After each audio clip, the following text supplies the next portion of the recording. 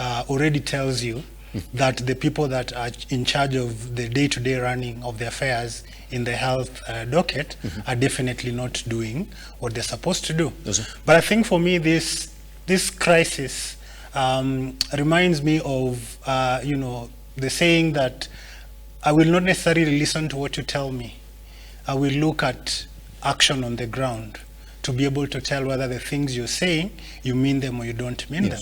And I think that this crisis exemplifies the reason why we should always take political promises with a pinch of salt. And I think the history of our country tells us that political promises oftentimes are not things that fully followed through.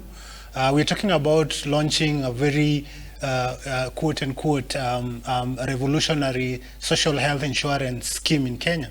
We're talking about increasing the remittances, towards social insurance from what it is now to 2.75%.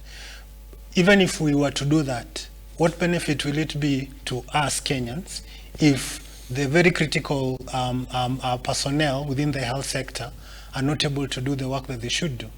So I think before we ramp up the contributions, before we talk about all these grandiose plans around social health insurance, one of the first things that any serious government would have done would have ensured that the health personnel, the very critical people that we need in terms of ensuring that we can have access to quality and affordable healthcare, that is where we should have started.